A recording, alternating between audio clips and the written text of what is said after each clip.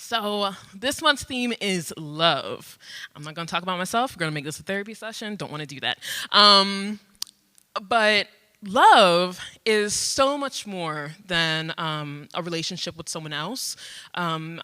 In thinking about who to invite to speak, I really had to break down this theme, talk to a few individuals, see how they felt about it, and I realized that love has so many layers: the emotional, mental, physical, spiritual. There is so many meanings to this word. It's simple and yet it's complex. It was tough, but I think we got a great lineup for you guys. We have Melanie Douglas, she's actually of Everyman Theater, Tawanda Jones, and Justin Timothy Temple. I'm going to introduce them all at once, and then they know what to do. They're going to come up and speak with you guys about love. First up, we have Melanie Douglas, the amazing Melanie Douglas. She's the founder of the Family Arts Museum, whose pop-up exhibition series, Love on the Line, was named Best of Baltimore by the Baltimore City Paper and Baltimore Magazine. Melanie's speaking engagements and performance art exhibitions, include the Baltimore Museum of Art, the National Portrait Gallery, the Smithsonian African Museum of Art, the Smithsonian Folklife Festival, the French Embassy, TEDx, and the Dallas Museum of Art. She got a hell of a resume. Under the leadership of Ms. Douglas, the Family Arts Museum is launching Sage of Anacostia, an urban ashram and art residency program for families on September 3rd, 2016.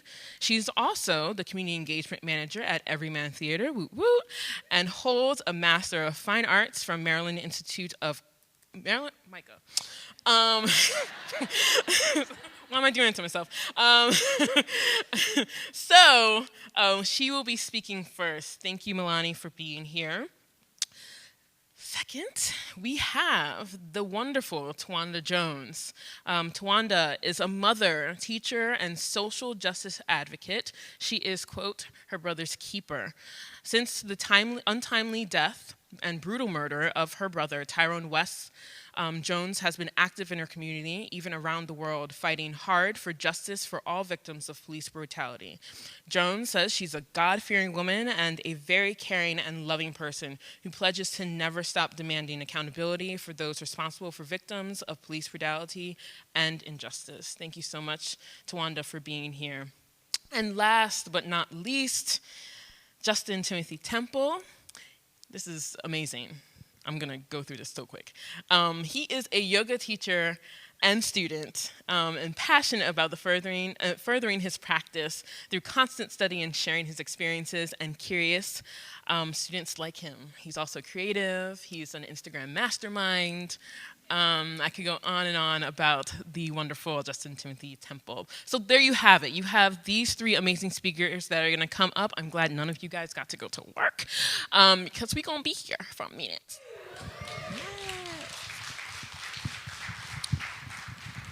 So we're going to do a little bit of, there we go, of moving a bit, but we are going to have Melanie Douglas come up first.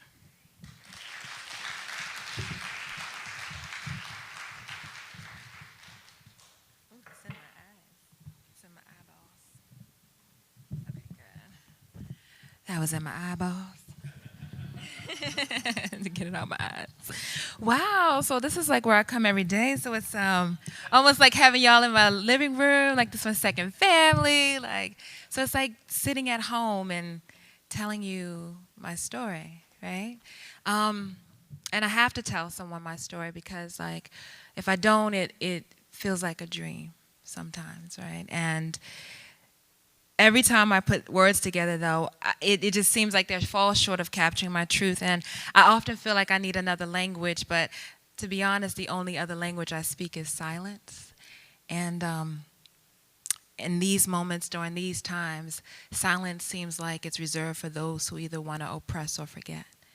So I'll tell you my story, because if I don't tell you my story, One day I'll be gone, and my daughter will be piecing together who I am between her memories and social media posts and YouTube videos and tweets. So tweet.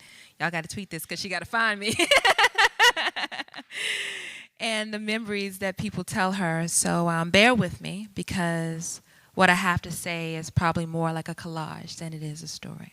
Okay? Cool? All right, cool. The day I gave birth to my daughter, I learned more about love than I did my entire lifetime. I went into labor on a Wednesday. She was delivered the following Saturday. I spent more than 2 days riding the waves of labor. I felt every bliss and every pain that this world had to offer. The act of laboring someone into the world will change you. You see, love in the face of labor in the face of danger, is messy. It is complicated, it is incredible, it is extremely real. Labor strips away love's packaging. And even though everyone was born, we could stand to revisit what it means to give birth to someone or to something. We should resist the pretty packaging of laboring, of parenting, of mothering, of fathering, of raising a child. We should talk about its work and talk about its grit and stop confusing people with these lies. Because our lying about how we got here makes us lie about love. You see, love gets a bad rep. We're taught that love is something that you fall into or that it happens to you. We're taught that love is for the teary and dreamy-eyed. We're taught that to love another in a way that dehumanizes ourselves. That love means laying face down in the dirt while the world tramples you or happens to you and tramples the ones you love. However, our history tells us something different about love.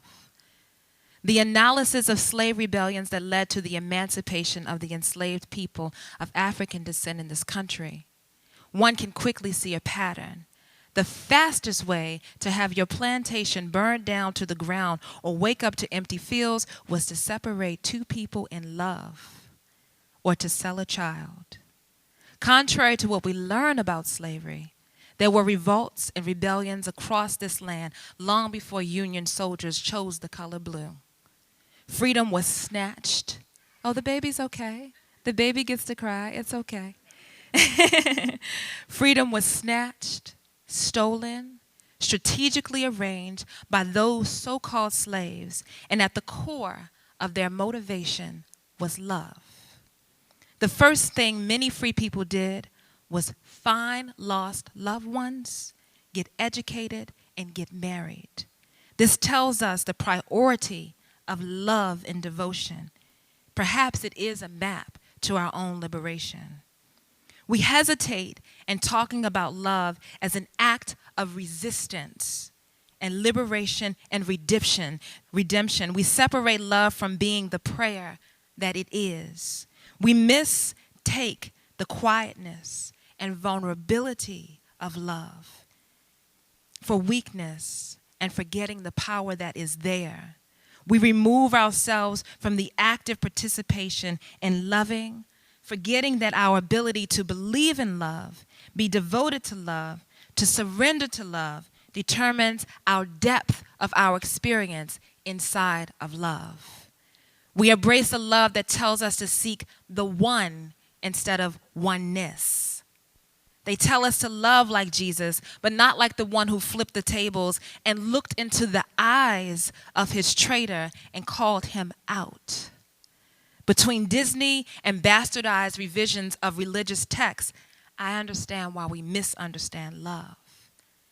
It is time that we reclaim our love from Disney and oppression. You see, this is not a Snow White kind of love. There are no sleeping beauties in this room. This love is awake, sometimes quiet, sometimes still, and sometimes swinging.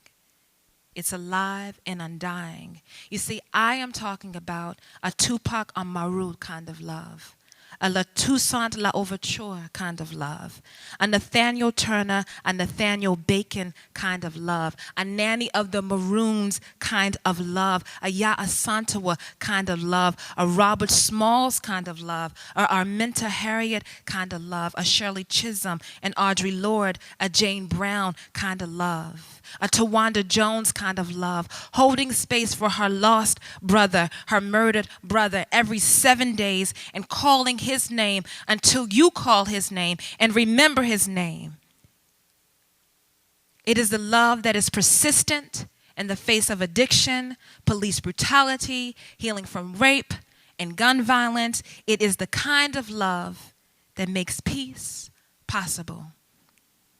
It is all of us laboring love into this world, like a mother giving birth to a child, sometimes praying, sometimes crying, sometimes screaming, skin slitting, pushing and breaking hips, and souls open so that their child might live. So let us be mothers to love and have a focus on delivering love as if it were a child coming through us. Be a mother, not afraid to stand with 1 foot in the land of the living and 1 foot in the ancestral yard. Have a love that is resolute enough to deliver. Find me there, or let here be that place. Together, us, stand inside of love. Find your truth, give birth to love, reclaim love, oneness and truth right here, right now. Today, let us surrender to the revolutionary power of love. Let us submit to being evolved by love. Let us stand in love, sometimes praying, sometimes swinging, always believing in the revolutionary, redemptive power of love. Thank you.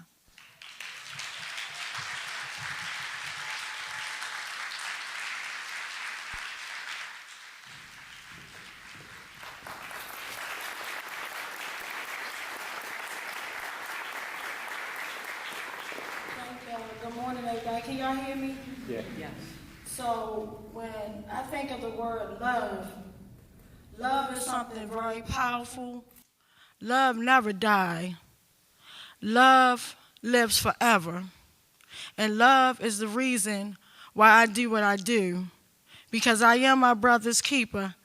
I love my big brother. And not only do I love my big brother, I love everybody. I love everybody of every race, ethnicity. I love everyone. I love human beings. It's about humanity. And so when my brother Tyrone West was brutally murdered, my new life began. And it began on fighting for all the injustice, all the corruption that happens all around the world. This is not a Baltimore thing. This is a worldwide thing. And till it hit my family, I never knew how corrupt the whole system was. So when I go and I meet mothers of police brutality, like I met Tamir Rice's mother, I met local mothers, like even the ones that you don't hear about on the news, you know, the unknown victims' mothers, and there's so many right here in Baltimore City, and to see them, and to think of Anthony Anderson, and I always talk about him, because he was killed by the same unit that brutally murdered my brother, and his mother, she died. May Miss Edith Fletcher rest in peace, but she died with no justice, no peace. And all that she had was love for her son. And to see it, he was murdered right in front of her. Like literally on the most beautiful day, it was his granddaughter's birthday. And he was brutally murdered, tossed on his head like a basketball, witnesses described. And his mother had to see that, his 3-year-old baby. So the 3-year-old's messed up for the rest of her life, and his daughter had to see that. And for me, literally, to be with my brother, and he just pulled off, and within a half an hour, he's brutally murdered. And it was love that made me feel my brother's pain. We didn't get that phone call nobody never want to get. My family wasn't even good enough for a phone call that you never want to get. We didn't get that phone call. We didn't get anything. But had it not been for love,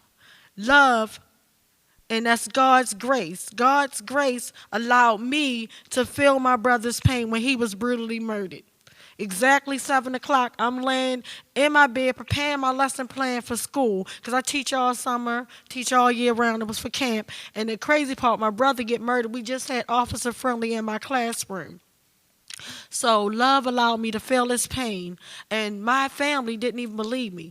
I'm like, something's wrong with Tyrone. I'm calling him 1,000 times, and to sum it up, I knew at that moment, even though I didn't want to accept it, and I kept praying to God, please don't let it be true.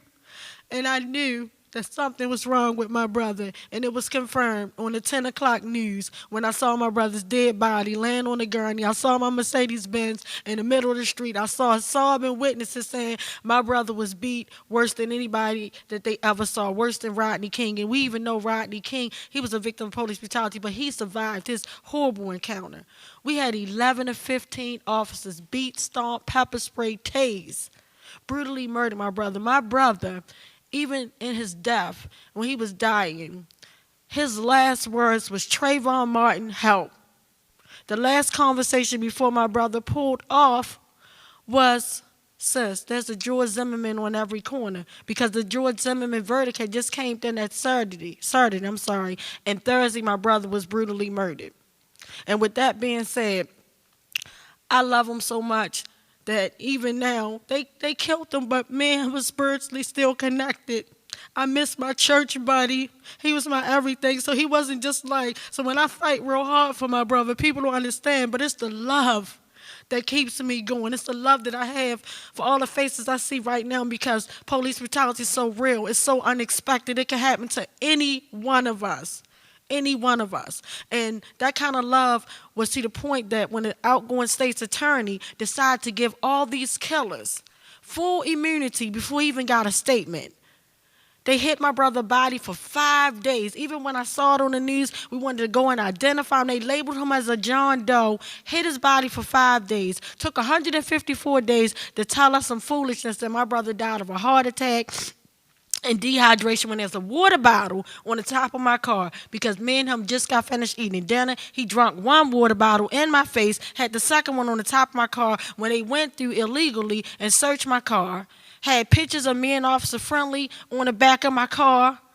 You know, this is the type of foolishness that we've been going through. It's to the point that I had to recently, and last on Monday was the 3-year anniversary of my brother's brutal homicide. But recently, the kind of love that I have for my brother made me go dig deeper. You're not going to lie and say that my brother died of something that he didn't die of. No. So what I did was recently I got my brother's body exhumed, and I'm still waiting on the results of that. Because at the end of the day, I love my brother, I love my community, and I love all of y'all. I love people that I don't even know, because love is so deep. Love makes you fight when you think that you can't fight no more. Love, when like I said, I died on July the 18th, but when I got back up off that floor and I started challenging God, it made me test my faith, and I had to repent. After I tested my faith, I'm like, God, how could you allow this to happen? My brother went to church. He wasn't perfect, but how could you allow this to happen? And he told me, your brother didn't die in vain. Don't be mad at me. I let you know. I let you go through that pain so he wouldn't suffer. Your brother didn't suffer. I let you feel 10 minutes of pain in your whole entire body so he wouldn't suffer. And at that moment, I got up and I said, I'm sorry, God. I apologize. And I never missed a day at church. And that's what keeps me going. And I went to work immediately. My job didn't understand, but I love the kids. So when I see them and they greet me in the morning, they're like, Miss Tawanda, kids are like the most. And I teach pre-kindergarten. The youngest, I teach 4 and 5-year-olds. So they have all this exuberant strength and energy. And they run. And they're so much of loving souls. And each and every last one of them, when I ask them what they want to be every year at graduation, mostly I'm talking about out of the whole entire class, majority of my class want to be police officers. And I encourage that, and I tell them, be the best police officer you want to be. Be the best teacher that you want to be. The few that want to be a teacher, and I have a few that want to be moms. So be the best mom you want to be. So I said all that to say, no matter what the system says or does, and I felt like it failed me over and over again. and things of that nature, and to know that my brother could have been, his death could have been easily prevented, because the same two cops that pulled my car over, they almost killed a man named Abdul in the same neighborhood with his baby in the back seat of that car. How horrible is that? Imagine you getting the life beat out of you and your baby screaming and crying for you in the backseat of the car. Nobody did nothing. But love is what keeps this fight going. So I love you guys, and I'm telling you, challenge the system. Nobody can do it, but we can. One person can. I can't, but we can change the system. And even though, and I have hope, so I say, don't worry about me. And they always want to say about black lives, people are hate crimes and hate groups and all this stuff. No, people out there that are holding up and saying a black body matters. That's love. You worry about those people when they lose hope and they put those signs down. That's when you worry, because hope is gone. And as long as I live, I'm always going to have love, and I'm always going to have hope. Even if my children don't see it or I don't see it, at least they'll know when their mommy, when my coffin drops, that'll be the day I stop fighting for justice. And if I can come back from the dead and fight, guess what? Y'all will see me fighting. So I'm letting y'all know I love y'all. Thank y'all so much. Always remember, live to love and love to live. Thank you so much.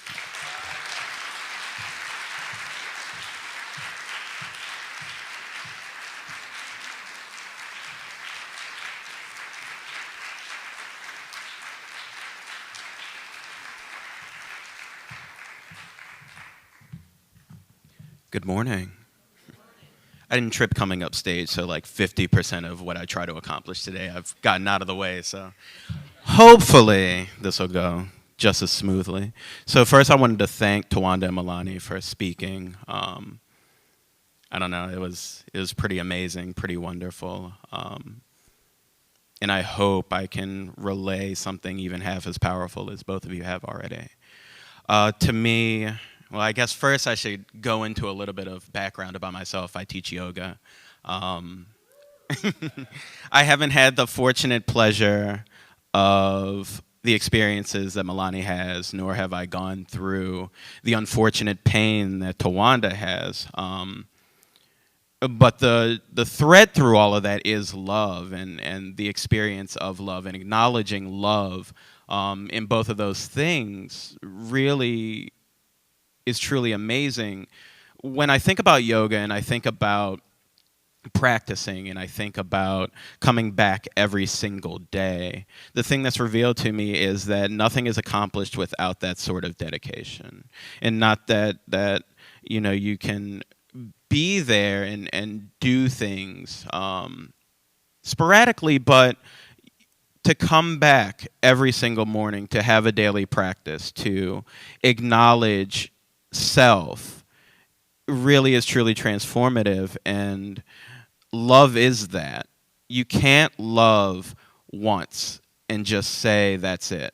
You can't look at a person and say, I love you, and that is it. You have to wake up every morning. You have to establish the base. You have to renegotiate that feeling. And you have to acknowledge it. And you have to stand up firm and say that I love you every single day. I love this every single day. Love is like yoga in the fact that we all have an idea of what it is, but we can't really describe it. We can say a lot of things that are related to it, but we can't define it completely, because it's much more than just the word or the definition. It's the experience.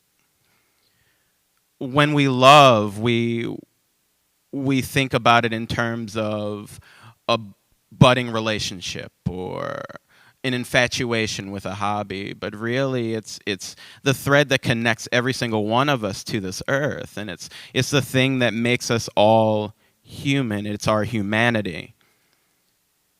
And we can't lose sight of that. We can't lose sight of the things that make us who we are. And when we do make an effort to love, not just once, but every single day, and not just some one person or just one thing, we allow ourselves to be connected. And we allow ourselves to feel. And we allow ourselves the ability and the opportunity to really participate in life. Because when we start to love, when we start to unabashedly look at everything in this world and recognize our appreciation for those things, we allow ourselves to really be a part of this planet. How can anything go wrong when we love everything, right? So I would be remiss if I didn't force you guys to do a little bit of yoga, because that's really all I know. So close your eyes. Take a big breath in. That's really good. And a big breath out. And continue that and notice the sound of your breathing. So there's a mantra that you can repeat in the practice of yoga. And it's very simple, 2 syllables. It's so hum. And if you notice the sound of your breath, you could probably find some correlation between your inhale and the sound of so, and your exhale and the sound of hum. And if we were to translate that mantra, that first syllable, so, is I am. And that last syllable, hum, is that. And what we mean by that is truth, authenticity, love. So if you're breathing confidently, if you're breathing with awareness, if you're breathing mindfully, you're giving a declaration to the world that I am love. So as you breathe, you can take this with you as you leave, as you navigate the world, and you can look at it from the perspective of any action that you do as you're breathing. That moment before you do it, breathe and recognize I am love. And see if that changes your decision making. See if that changes the way you talk to one another. See if that enhances the way you love someone else. Thank you.